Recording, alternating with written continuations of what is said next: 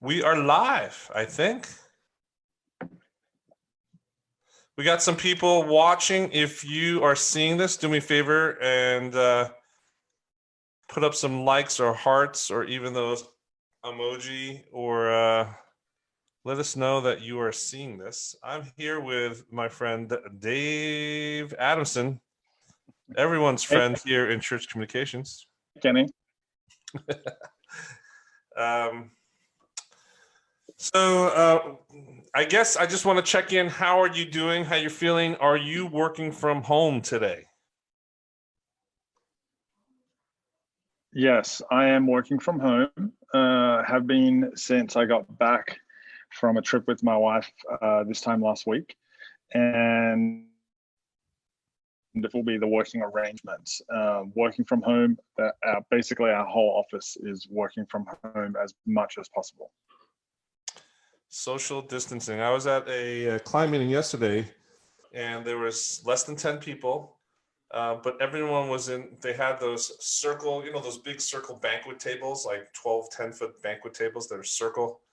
So they had Yeah. each one of those, but there was only 2 seats per table. It looked like a battleship Wow. game tournament. If you know. So there was quite the Thing distance having a there. battleship tournament. Yeah.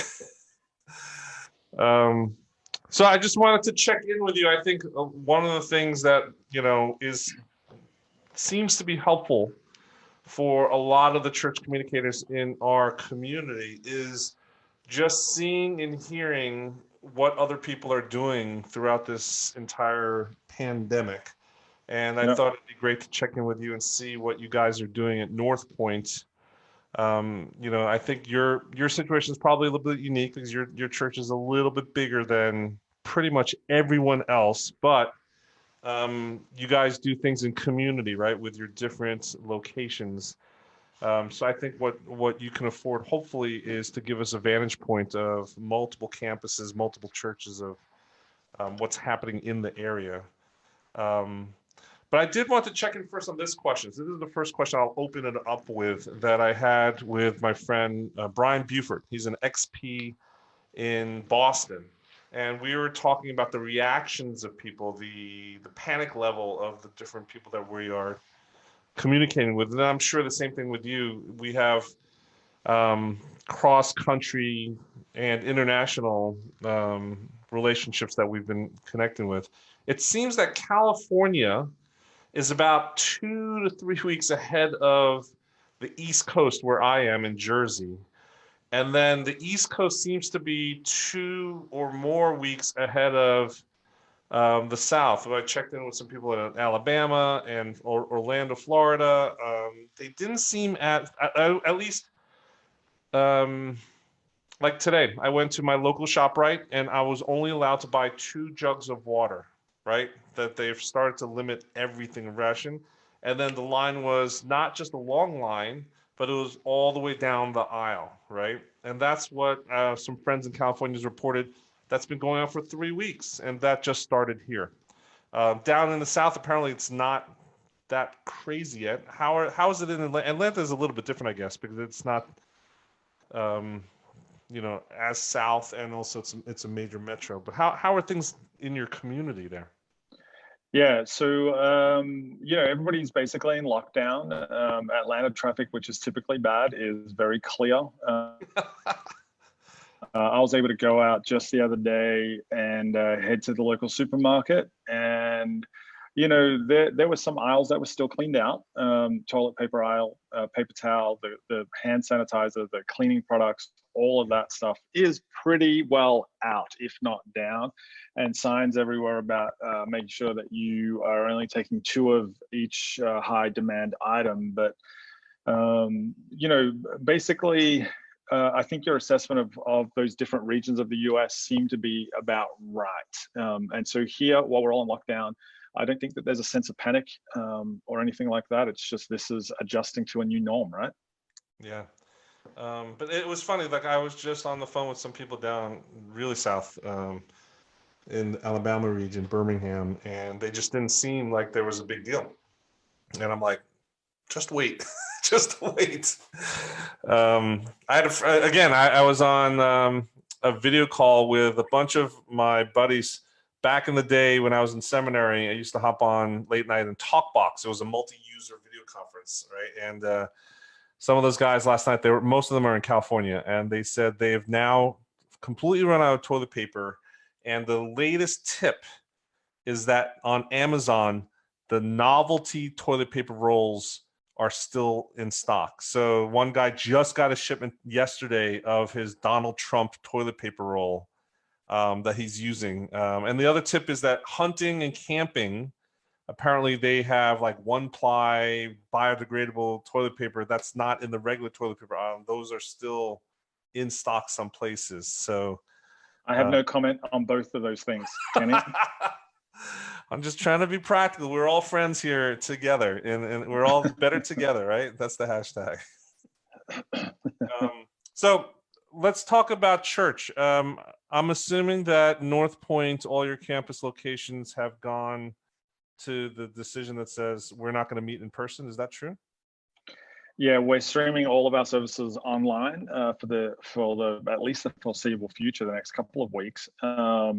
And really,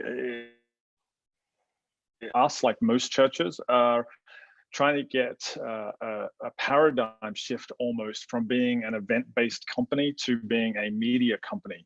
You know, typically all church events every Sunday. We have events during the week, depending on what our denomination we're in and what we're doing from that point of view. But typically we head towards everything revolves around this one event or these 1 or 2 or 3 events. Whereas now it's about media. How do we get all the media that we have out? How do we record it? How do we distribute it? What can we do to keep our community connected during the week? How can we distribute more content in different places so that we are able to connect more people? You know, this is something that, you know, Kenny, you and I have been in this game for a long period of time as far as online church goes. We've seen a lot of different iterations, and we know that the technology has been available for the past 12 years. But now it seems that everybody is starting to scramble for it. I was speaking with a guy earlier today who runs an online giving platform, and he said that his numbers had gone up 20-fold in the past 24 hours, the number of churches trying to reach out to him to get set up for online giving. And he was expressing some frustration around that because the technology that he uses has been around since 2012. Well, online streaming has been around since 2008 when I first moved to the US. Yet it's only now, 12 years later, that people are starting to wonder, how do we do it? So a large part of my day, I've been helping our North Point partner teams around the US and around Canada get set up for some online stuff and how that's going to work. I've also been setting up some calls with churches in Australia, where I'm from, and trying to help churches there get set up so that they can be streaming online, but not just streaming Sunday services, but also just staying connected with their community during the week. You know, again, of all the things that we've talked about over the years, Kenny, I think one of the very few things that we agree on is that, you know, you can leverage social media to stay connected for the other 167 hours of the week. And we've been advocating that for a long time. And now churches, it seems like a lot of churches are now stepping up and going, okay, how do we do that? How do we stay connected at a time when the church doors have been forced closed? So it's been very interesting. That's yes, it seems very similar to a lot of different churches that we're seeing. I'm wondering how it's internationally. Have you been able to connect with anyone outside of the US? Yeah, I was talking with a couple of Australian pastors just this morning, our time, which was tomorrow night, their time, the way that whole thing works. And they're facing the exact same thing. You know, their doors are being closed. The Australian Prime Minister has limited indoor gatherings to no larger than 100 people. And so that means a lot of churches are being forced to close their doors, and out of an abundance of safety, a lot of churches are closing their doors as well. And so they're trying to figure out what are the solutions that we have already in place, Hmm. or how can we get these solutions up quickly? What's it going to cost us? What gear do we have to use? What platforms can we be on? What other media streams can we distribute on? These are getting asked in the past 48 hours or so. Wow. I just put up a poll. If everybody is watching, we're just asking the question: is your church hosting live streaming of your services this Sunday? And we put up just a couple different options for you, because I think there is a spectrum of people making decisions right now. People have been, right, there's a whole spectrum of people that have been doing it for a while. They've got the hang of it. Some people just started. Some people are trying to get stuff up.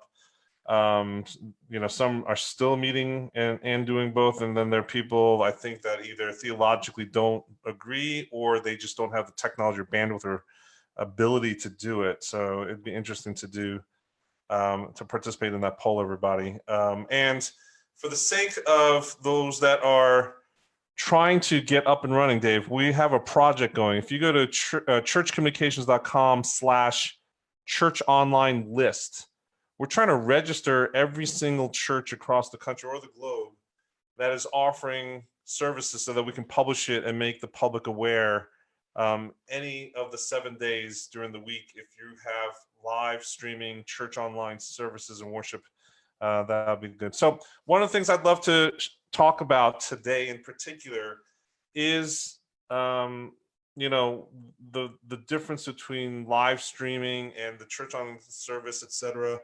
I would love to hear your thoughts on effectiveness and I guess the options for, should churches be looking at Facebook Live streaming as we're doing right now as the solution? Should they be looking at using other platforms such as, and I would say YouTube Live is the same thing. Facebook Live, YouTube Live, streaming on some of these social platforms passively.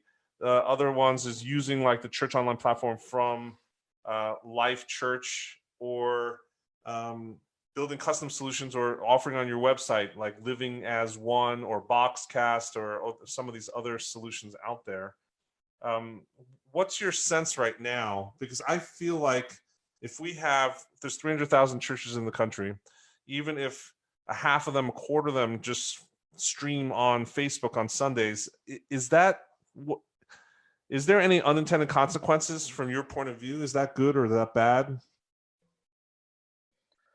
Yeah, a question I've been asked a few times is, will YouTube, will Facebook all of these churches at exactly the same time, or will it go down? Which, there's been instances in the past where it has gone down. I think YouTube is a lot more robust. Obviously, I've advocated in a number of different places to stream live on YouTube. I think what I'm seeing is a lot of churches trying to take this different sort of approach, which I think is really smart. Often we get caught up in the stress of how can we do this live, and they're thinking about the idea of streaming live music and streaming a live message, and then during the week doing digital groups, more than they can chew.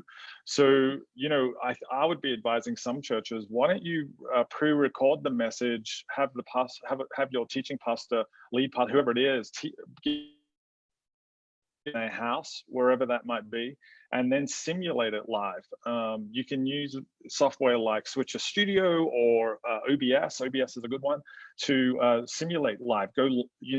Have the video already loaded and ready to go, on Friday, and then just simulate that live to YouTube or Facebook through OBS on Sunday. Like, that would be one way to do it. And then you could solve the worship problem, like the musical worship problem, in a different way. Maybe you could have your worship leader stream live from their house in the week. One of the things we've been doing at North Point is our band North Point Worship has been streaming live every day this week at 8 o'clock, and they're just sharing it around. It's one family one day, it's another worship leader on his own the next day, it's a couple who do worship, and they're just streaming it live from their home, and we're pushing that out through our North Point Worship YouTube page. So, we're providing these services in a number of different ways and trying to be creative.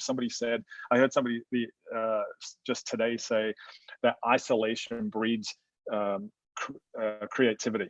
So we're all isolated. So we've got this opportunity to dream up doing things a little bit different. I tweeted out earlier today, I don't know who, but I do know what moved the church's cheese. We are in this position where everything's going to shift and be a little bit different. And the cheese that we always went to on a Sunday and the way that church typically looked on Sunday is not going to be the way that it looks in this season. And I think it would be a mistake if we went as soon as this crisis was over, which we are going to get to the other side of this at some point. I think it would be a misstep if we just went back to doing church the way that we've already done it. Like there's a season here where we have the opportunity to learn something new as a capital C church, to lean into a different expression of what that might look like, and to still come together in a huge way, just doing it from a digital point of view. You know, Kenny, you know that this time last year, it was actually March 11th, a blog post that I had written got picked up by foxnews.com, and they gave it the heading, "The Church as We Know It is Over. Here's what's next." And from that article that went onto their website, I got 6,000 comments, 5,990 of which were against doing online streaming and online church. Well, now I sound prophetic at this point because I was advocating for that a long time ago. But the point being that we have to shift the way that we've been doing church. I've been feeling this, and I know you've been feeling this for many, many years now, that we have to go to an approach that's not just physical, but is digital as well, and leverages all these apps, all this technology that we have. Church, for as long as I can remember, for as long as I've been following Jesus, church leaders have been saying to me, hey, the church is not a building, yet we've still set up our churches to be centered around a building. Well, now that building is taken out of the equation, and we have to actually live up to those words that the church leaders have been saying for so long. Church is no longer a building. It is a community. And what are we doing to keep the unity of that community of people, and how are we keeping each other connected? And further to that, how are we serving out in the world in this day and age? How are we doing that? I think there's some questions that we need to be wrestling with. Yes, absolutely. I've asked our friend Joanna Lafleur from Canada to join us. Welcome to the show, Joanna. Hey guys, welcome to my living room. Looks like you're in your home offices too. Yes, we are all working remote. Now, the thing that we're doing today right now is just checking in with leaders around the world, really just trying to figure out what is the latest and greatest. And I think that, Dave, one of the things that you really talk about is that it's forcing this innovation point for churches, right? And here's my question. I'll ask to Joanna first, and Dave, you can respond. You know, I'm seeing churches start to light up not just Sunday live streaming, Sunday church online, but they are now looking at programming throughout the week. I've got a church here that I'm working with that they're looking to build almost like a whole TV guide grid. Everything from a parishioner who's what do you call it, exercise coach at a gym, and so he's going to do like a workout show. The kids ministry have figured out, they found teachers in every single subject area, so there's going to be like a help desk hour for the kids to do the homework, because they still are all going to go to school and do online learning. So there's going to be a standard time that, you know, they will have teachers in every subject available in the Facebook Live group to address them. So they're doing all these amazing things, which I think they should be doing to begin with. Here's my question. What do you think is going to happen when this pandemic's gone and we're able to gather again? Is the church going to go back to mass celebrations on every Sunday, or is it going to look different? Joanna, why don't you chime in first to that?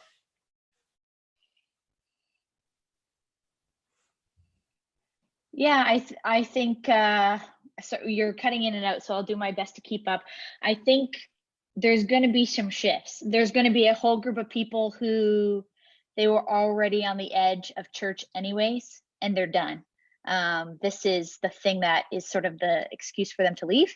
And at some point, at some level, maybe they were going to leave anyways. It just they stopped giving and engaging a long time ago, and you know, this is sort of just the thing that's going to push them out, and they're not engaging online. There's going to be a second group who they see what can happen with digital, and then they lean in. There's probably a reallocation of budgeting in a lot of churches that's going to happen after this, in terms of what they see as the power of what this could be, a new vision for things that they were scared to do, reluctant to do, and maybe even have rightful theological concerns about, so they were hesitant. And I think there are going to be some shifts there, even in how we allocate budgets going into 2021. And then the third group, I think they're going to go back to the way it was, because they aren't viewing this as a long term. They're viewing this as just a crisis solution for their community. Yeah. And so I think some of that has to do with how well it goes, and if they find this experience. So that's why, I love what we're doing here. If we can resource, educate, and really make this as smooth and easy as possible for people who've never done this before, I think they're going to have a really positive experience and see the power of engaging people in their congregation and then their local community. But if it's a negative and difficult thing, they're just going to go back to the old thing after the crisis. Yeah. Dave, what do you think? Do you think that there's going to be a shakeout of churches that don't survive this also? I don't know if I would go that far of churches that won't survive. I think the church is going to take a hit, obviously, because there's a lot of churches that have an older congregation and they're the most at high risk at the moment, and so from that probably faster, even though they're probably more traditionally set up to move slower when it comes to this sort of thing. And that's why I think it's important that people like yourself and everybody in this group are educating as much as possible. We are the people who've been on the front line of this innovation for such a long time when it comes to leveraging online tools, and we need to start educating now the other churches around the globe and other people who are in leadership positions to start leveraging this technology for all it's worth. I've said this many times, but I get asked a lot about the theological and philosophical foundation for leveraging technology. And I always go back to, the Apostle Paul used the technology of his day to connect people with each other, to grow churches, and to teach them about God. The technology of his day was letter writing. We are just in a position to leverage the technology of our day, social media, live streams, YouTube, Facebook, Insta, might be apps, to do exactly the same thing. So from a theological point of view, I hope that people start to realize that this shift is here and it's time for us to get on board with that. But I think if we go back to doing church just the way that we always have, then I think we've missed an opportunity to really push all of our churches and the capital C church way further into the future. I would not want to see us miss that opportunity. Like I said at the start of this conversation, Kenny, I think our paradigm needs to shift from being an events-based company to being a media-based company, and start leveraging and leaning into that a lot more and more as time goes on, not just during this crisis, but after it as well. I totally agree with that. I love that shift, the media company, like that's the pivot. I've seen some posting too around people talking about how if your church is large enough to have a communications or a media director, a creative leader, suddenly they're the quarterback of the church. They're running and leading things and advising senior leaders that maybe didn't get even the full value of what they had in that corner of their offices before. Absolutely. Yeah, I would add also, one of the pushbacks that I've always received, and Kenny, I think you and I have talked about this when that whole Fox News article came out, which I don't know, Kenny, you can put a link into the chat. But when that came out, a lot of the pushback came around, Hebrews 10. People would be saying, hey, theologically, we should not give up meeting together. Well, now guess what? We're forced to not meet together physically, but we can still meet together digitally. And that's why for me, it's never been about Hebrews 10. It's always been about Mark 16, which says, go into all the world and preach the good news. What we're doing right now is we are being in the world. We're going into the digital world and being able to preach the good news. And now churches need to lean onto that a little bit more heavily so that they can continue doing what it is that the church, what it is that we've been called to do, right? Which is to preach the good news. And the good news is simply that the kingdom of God is near. the kingdom of God is here, and that's what we need to be preaching, and we need to be leveraging technology as much as possible to do that. Absolutely. I just dropped the link on the Facebook post if you're following along while we're doing this live. I just want to do a shout out to Tim and Paul and Jeanette and Andrea and Mark and Brittany and Joanna. Thank you so much, you guys, for chiming in. We'd love to field some of your questions. If you have any, let us know so that we could do that. One of the things that I wanted to focus on now is just on a very, very practical basis. And here's the one question that I am asking a lot of pastors is your 30, 40, maybe some crazy pastors out there, 50, 60-minute sermons or plus, are you still planning to write and deliver that same exact sermon length in this new channel and medium that you're going to deliver it? And so here's my question to you guys, both of you. What is the ideal length or format or genre, or how should pastors and these churches approach this sermonizing component of worship today? Either one of you. I'm smiling because the team from my own church might be watching right now. And here's what I'll say. I think that in the short term, pastors are doing the best they can to adjust, i.e., it's going to look and feel a lot like a service at a church. There's going to, my observation of most of the churches that did stuff on Sunday was if it was an evangelical community style church, there's 3 or 4 songs up front, there's some announcements, and does their 50-minute, depending on the church, 30 to 50-minute sermon, and then they wrap up with whatever they wrap up with. So that's right now. But I think as we move out of panic mode over the next number of weeks, if this continues on and on, we're going to see pastors, and I hope we're going to see lots of pastors changing how they format. The medium is the message. It's a classic communication stuff. If we're building online for online, then it means it's going to look different. It means that there's a lot more opportunity too for interaction in a way that is a little bit more difficult to capture in a typical Sunday service. So there can be some really cool engagement and interaction, but I think shorter messages, maybe it's the same message, but you want to break it into like 5 parts and deliver it like Monday to Friday or so. I don't know. There's probably some different ways people can go about it. I'd love to hear what you guys say about it, but the way the message is presented, the whole service format is going to need to change. But I say at knowing that right now it's probably not changed yet. Dave, what do you think? I agree with Joanna. I think a couple of things come straight to mind. The average length of a video on YouTube, that's the culture that we live in. And I wonder if doing what she said, which I think is a fantastic idea, Joanna, to take a message and split it up and send it out throughout the whole week, I think is a great way to do it. One of speaking a lot about at conferences last year was the idea of repurposing on purpose. Kenny, you and I have talked about that as well. So taking a message and chopping it up into smaller components to repurpose it literally on purpose. So that would be another a key part that I think would be super important for us to do. But whatever it looks like, whatever shift it takes, whether it becomes a shorter message, whether it becomes a message that's split up over 5 days, whether it becomes a blog post or an Instagram feed or a tweet, whatever it becomes, here's what I would be advocating. Everybody who's watching this live or who's watching this on demand later on, this is the first time that your church and your church leaders have ever led through a global pandemic. This has never happened before. And so they're making it up as they go. They're trying to give you the most content that they can. They're trying to keep you connected in ways that they've never thought of before, because no church has ever faced this before.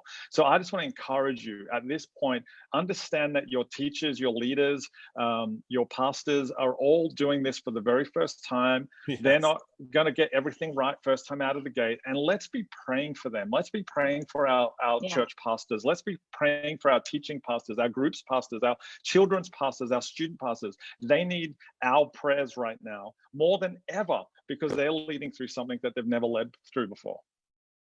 That's Yeah, and very well further said. to that, it's affecting them personally. Like we all, it's not just something that they've never led before and it's happening out there. It's also happening to themselves, to their own family, to their own vulnerable older loved ones or whoever it may be. And so there's a level of fear, anxiety, loss, all the feelings we all have is also happening for your pastor. And so, we hope that your pastor is a healthy person who is able to, manage and regulate themselves, but continue to pray for them because they are, just as you said, they're doing something that we've never done before. I said to my 70-year-old mom the other day, have you ever seen anything like this in your whole life? I'm like, no, never in her 7 decades, she's never seen it. Absolutely. We're gonna need to close out today's session, but I'll end I'll end with one question that I think it'll be very interesting to hear your answers, because I know, Dave, you've got a passion for a heart for music and worship, as we call it in our services. And I know, Joanna, same thing with you. You've got friends worldwide in the music niche of our entire ecosystem.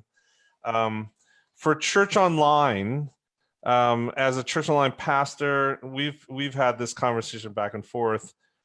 Is online services the space to have bands play and have that music as it is in offline church? Where in offline church, I don't know what the typical play set is in America, but it seems to me it's probably 4 to 6 songs at the beginning of a service is a typical-ish type of situation. Online, especially with this attention span, right? There's always been this tension. Dave and I have been on the same Church Online team, and we've always had this tension where I said, we need to cut down, if not remove all of the worship songs at the beginning of the liturgy. And the pushback and the tension on the other side, of course, is Dave, defending why music is part of our worship in our liturgy to God. Where do you guys stand right now? How do we advise these teams that are now trying to translate their services offline to online? Is it in a YouTube world? Are we still doing 6? Is that still your 4 songs, 6 songs?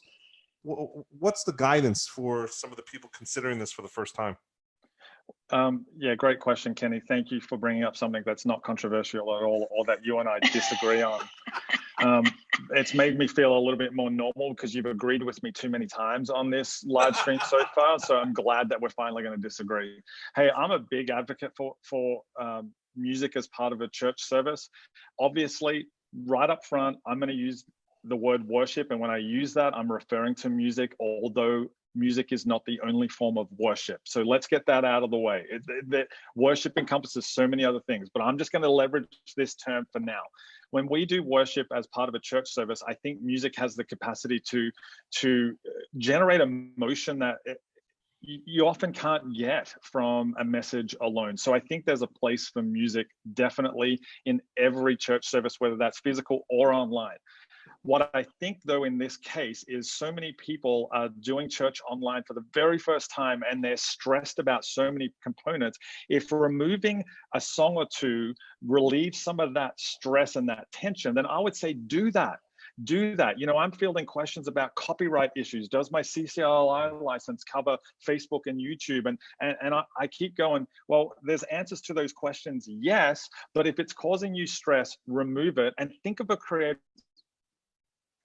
way. I was telling Kenny that one of the things our church has done is we are streaming music as part of our service, but our North Point worship team is live night this week from their homes. One leader will do it one day, next leader will do it the next day, and we're just doing a couple of songs. We're praying with people, and we're doing it in an effort to bring some sort of encouragement into a crisis mode. So there's ways to do music that remove some of that element of stress and pressure from the Sunday live stream experience. Since we're started, I've been helping with some of the live stream stuff. I've noticed that now Crosspoint has started doing it. Crosspoint, right? A church that literally does not have a building anymore. A tornado that went through. They're doing it. They're doing worship from worship leaders' homes. Elevation started doing it last night. Even Coldplay lead singer Chris Martin started live streaming, right? To bring people hope and encouragement. I think the church should be doing that as well. It just doesn't have to look like between this time and this time on Sunday. Let's do it on a more regular basis. Let's think of new ways to this time of isolation breed creativity. Yeah, so a few really practical things. Number one, you don't need a full band. Obviously, the technology that requires mixing the sound of a full band is more complex and most people don't know how to do it. So like a person who can sing, or a keyboard, a guitar, a drum, like a drum, it's just one instrument and one voice is enough. You don't need to feel the pressure of doing a full band. The second thing I would say is there are tons of videos on YouTube already that copyright is dealt with. Just like go and pull the songs that your church might know or connect to. You can curate a little list. And if you're doing a live stream, you could play a couple of these songs of like, you can get the Elevation or the Carrie Job or the whoever to lead the song before you move into a time of whatever else. And the other thing, I love this idea of like doing stuff throughout the week. And the third thing is, I think just the point of this is a new behavior for a lot of people. So don't assume they know what to do. We need to help coach, teach, whether that's in the chat section below a live stream, or that's in an explanation before, or if there's a lower thirds text, you could add something about like, hey, like, would you consider standing? If you normally stand during worship, maybe you should stand. Have you and your family stand up and sing together and name, like, it's gonna feel weird to sing in your living room, because usually your voice in a lot of churches, your voice might be drowned out a little bit by other people. So it's gonna feel a little weird, and just like name the weirdness and name the behavior we want to see, not because we're a cult, because we're leaders and we want to lead people towards ways that they can engage with God, and don't assume people know what to do about that. Absolutely.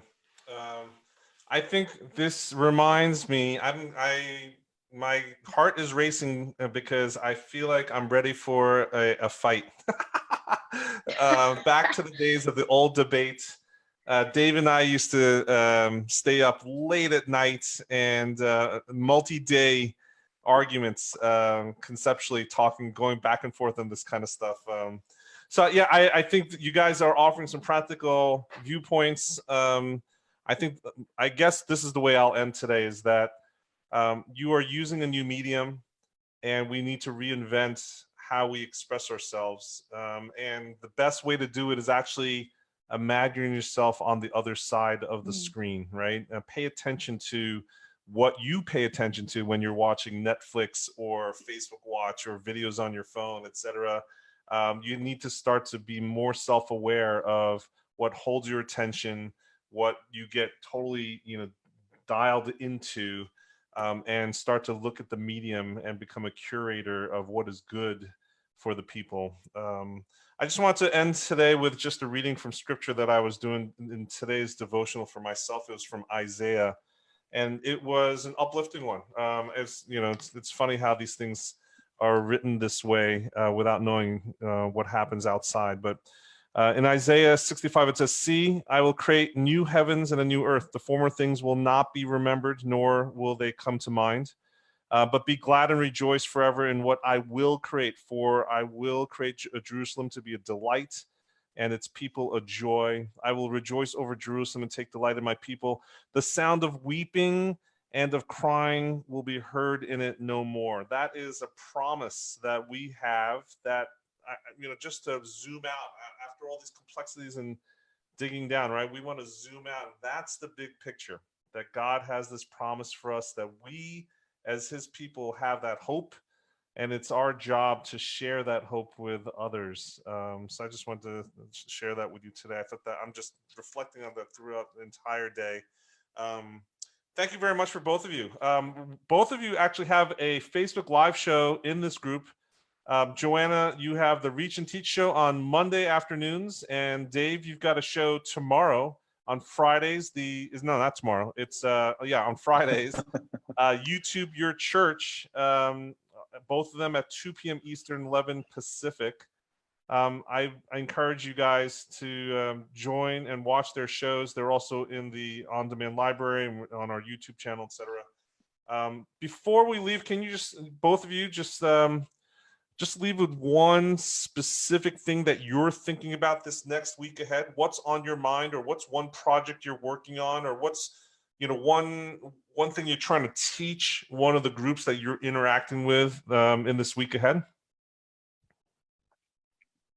Well, for me, like I said earlier, the thing that I'm focused on is trying to help resource our North Point partner network of churches and churches back home for me in Australia, as many churches as I can get in front of, how to connect digitally, how to stream their services on a budget for free so that it can hit any church in any location. So that's the thing that I'm most focused on, is how can I provide some resources that will help churches survive, and not just survive, but thrive during this current worldwide pandemic. Yeah, I think the biggest thing on my mind in my prayer life, or in my kind of trying to listen and pay attention to what's happening, I'm just struck by the whole world, or it feels like the whole world is coming together for the first time we've never seen this before. The entire world coming together to face a common enemy that we cannot see, and trying to find salvation from this invisible virus. It's a fascinating thing, and there are so many opportunities for the church to be a presence and answer questions. So my encouragement really is to not be afraid to use the tool you have in your hand, the phone, the computer screen, the iPad, whatever it is. You can use really what you have. You don't need to be using fancy equipment. You can do it, and you can lead right where you are with what you have, to encourage and reach people like never before. Thank you to both of you. Everybody, if you're watching, please share this with some other people. Tag a friend that might need to hear some of this. We are going to be repurposing on purpose and putting this up as our podcast episode, which you can, anywhere that you listen to audio, iTunes, Google Play, Alexa, Spotify, everywhere. We want to make these conversations wide. Dave and Joanna, I'm sure we'll be able to check in with you again soon, but thank you so much for each of you for chiming in today and letting us know what's going on in your parts of the world. Really appreciate your fellowship, guys. Thanks, Hey, Kenny, can I just say one more thing? Before we go? No. No. One of the things that I've been leveraging, Kenny, I've got, if anybody has questions about any of this sort of stuff, if you're wondering how to leverage technology, I want to encourage you to text me. Like, seriously, text me, 201-267-2156. Text me. Kenny can put that into the chat. 201-267-2156. If you've got questions about streaming online, I would love to be able to help. Just text me your questions. Dave Adamson, 201-267-2156. I'm putting it into the thread. Take him up on that offer, because he really is trying to be accessible to everyone. Everybody, thanks for joining us today, and we'll be back with another episode soon. Remember, be social, stay social.